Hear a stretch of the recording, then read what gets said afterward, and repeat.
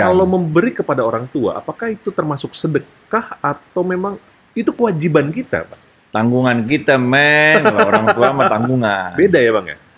Dia nggak bisa menerima zakat kita. Oke. Itu orang gitu. tanggungan. Oke.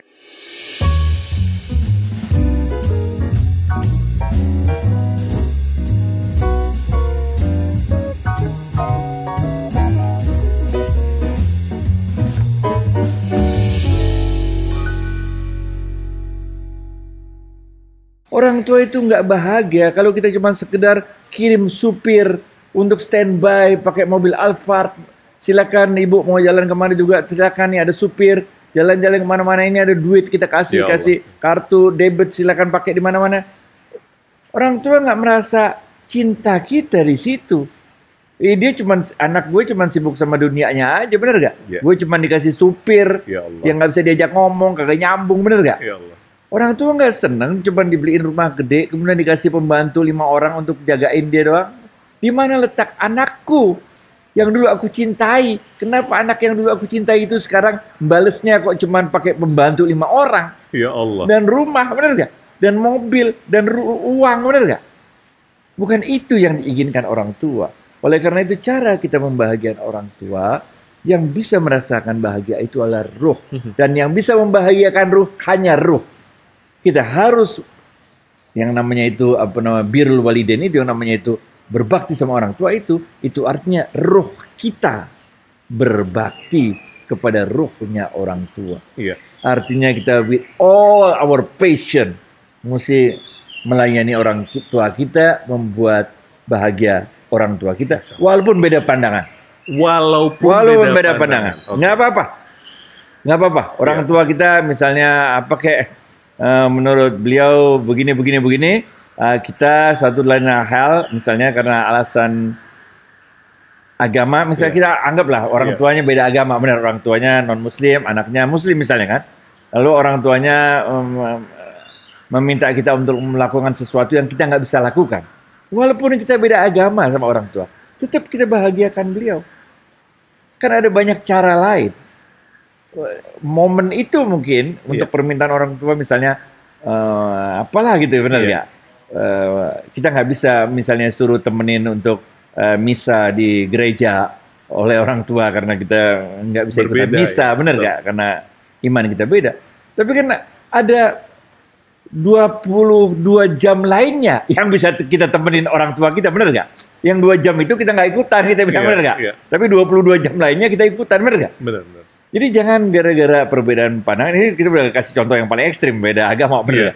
Ada 22 jam lainnya. Apalagi kalau yang seagama, masa sih? Gitu apalagi yang seagama.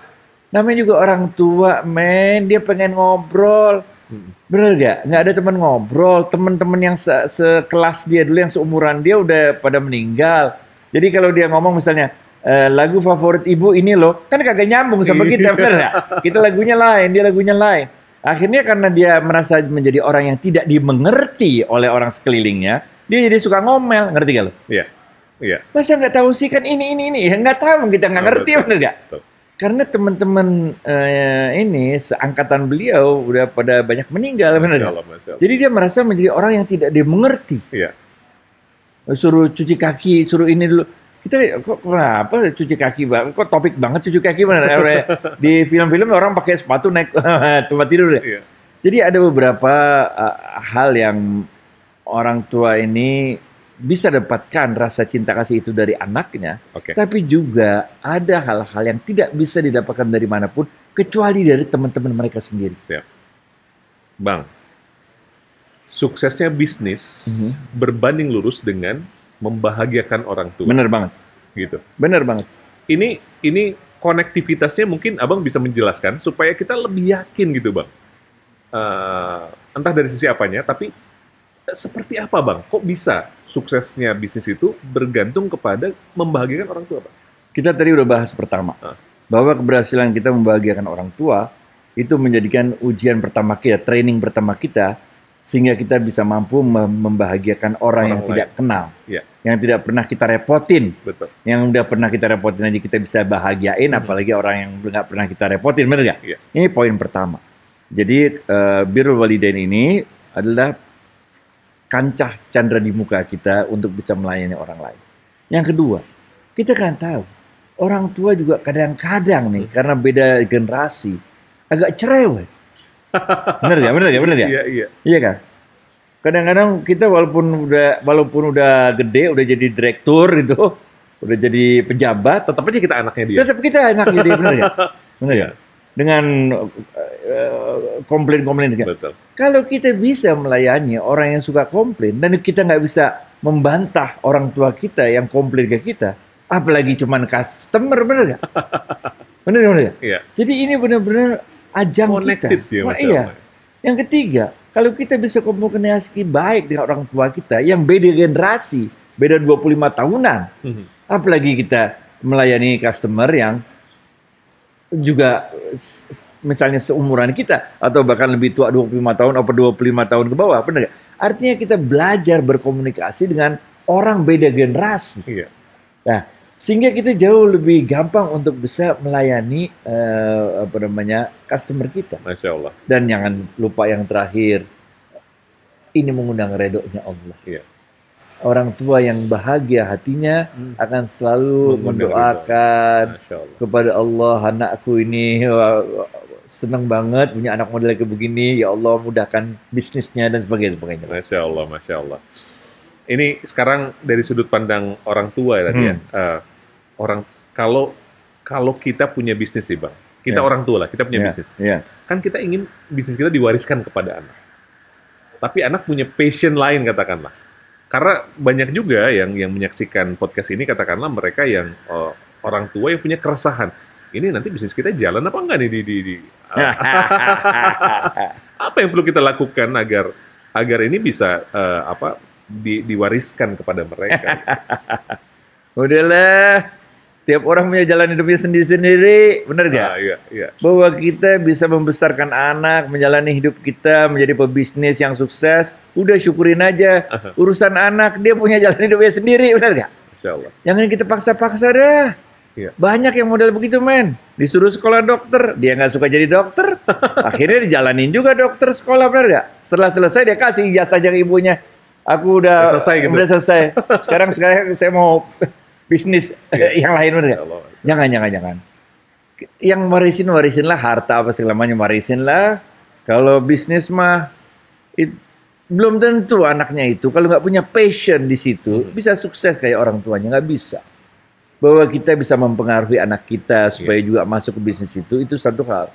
Tapi nggak bisa dipaksa, bos. Betul. Dari 5 anak mungkin cuma 1 yang bisa sama passionnya, yang lainnya enggak kali, bener nggak? Karena warisan yang sebenarnya bukan itu ya Bang ya. Ya, warisan yang sebenarnya adalah pendidikan, bagaimana menjalani hidup ini, Masya bener Allah. nggak? Masya Allah. Yang kalau kita dengar di ceramah itu ya cuma ceramah doang, lu ngomong doang, belum ada buktinya. Kalau sama orang tua kan kita lihat apakah perkataan dan perbuatan sama apa enggak, bener nggak? Kan anak itu meniru, bagaimana bahkan kadang-kadang tulis tangan bisa mirip. Iya. Warna suara bisa Suaranya mirip, bener gak? Karena kita meniru apa yang kita lihat dari orang tua kita. Masya Kan? Allah. Masya Allah. Jadi mudah-mudahan lah kalau boleh kita pesen ya, take it seriously. Ambil ini menjadi sesuatu yang sangat serius. Bukan aja untuk keberhasilan bisnis gitu, tapi untuk keberhasilan hidup kita. Kalau kita bisa bakti sama orang tua, membahagiakan orang tua kita, maka insya Allah kita akan mampu membahagiakan orang lainnya. Ini jadi muncul satu pertanyaan, Pak. Jadi gini, kalau kita sukses bisnis, berarti kita bisa membagikan orang tua ya, kita sukses bisnis Allah. Kalau kita rugi bisnisnya, berarti kita perlu cek hubungan kita dengan orang tua gitu, Bang. Jangan-jangan itu yang menyebabkan kita rugi gitu, Bang. Satu hal itu, kita introspeksi diri. Yes. Apa ini? Kita ngadu ke orang tua. Dulu waktu kita jatuh naik sepeda juga ngadu ke orang tua, bener gak? Sekarang kita jatuh bisnis, kita ngadu orang tua lagi, bener gak? Walaupun orang tua nggak ngerti bisnis kita, tapi paling nggak dia bilang, it's okay son, bener gak? Nggak apa-apa nak. Bismillah, nanti diberi ganti yang lebih baik oleh Allah gitu kan. Jadi ya kita lapor ke orang tua, kita minta redonya orang tua, minta doanya orang tua, iya itu satu hal. eh, dalam kita bisnis terpuruk. Yang kedua, kita harus yakin lagi bahwa nggak ada sebetulnya kata gagal dalam mencari rezeki. Sebagaimana nggak ada kata gagal dalam urusan jodoh. Nggak ada kata gagal dalam urusan ajal. Nggak ada, men. Masya Allah. Nggak ada. Yang ada? Nggak ada. Bahwa kita bisnis ini gagal ya biasa aja. Bukan apa-apa rugi gitu. Ya emang bisnis ada kadang rugi, kadang untung. Bener nggak? Iya. Tapi there is no such a thing we failed gitu. Begitu juga dengan keluarga. Kalau cerai bukan gagal, gimana letak gagalnya, man? Emang jodohnya sampai situ, kata Allah, benar nggak? Masya Allah, Masya Allah. Jadi kita harus jalanin hidup tenang-tenang aja. Kalau rugi nggak apa-apa, sekarang rugi besok untung, gitu aja, benar nggak? Sekarang kehujanan besok kagak, gitu aja. Iya. Enteng aja kita ngelihatnya, benar nggak? Jadi kita jalannya mungkin, misalnya jalannya sebelum kita rugi, ada jalannya begini, begitu. Tapi ya itu cuma jalan doang. Kalau rezeki mah udah ditentuin, ajal udah ditentuin, jodoh udah ditentuin. Kapan ente jodoh mulai, kapan ente jodoh berhenti, ya udah ditentuin. Bagaimana cara berhentinya Allah Masya juga. Allah. Begitu juga dengan ajal, begitu juga dengan rezeki. Jadi nggak ada istilah gagal. Apa yang gagal? Yes. Rugi biasa aja. Kalau untung biasa, kenapa rugi nggak biasa? Benar nggak? Kayaknya kalau kita paham ini, kita jadi tenang ya Bang? Iya dong, tenang aja. Ada Allah yang Ada ngatur. Allah yang ngatur. Tenang aja ya. Jadi kalau misalnya ya kita gelisah apa segala macam, mungkin kita belum ketahuan nih ya, belum tahu ilmunya. Ilmu tenang ini dalam banget. Yang gelisah itu nyawa, men. Yang gelisah itu nyawa. Karena nyawa itu selalu ingin 3 hal. Iya.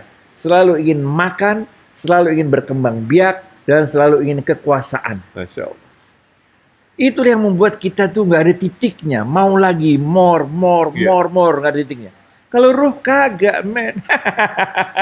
Ya ayat Tuhan nafsul mutmainnah. Irji'i ila rabbiki rabbiki radiyatan radiyatan mardiyah. Fadkhuli fi ibadi wadkhuli jannati. PR ya, buka Al-Fajr ayat terakhir, dan itu jadi pesan dari podcast ini. Terima kasih. Assalamualaikum warahmatullahi wabarakatuh. Waalaikumsalam.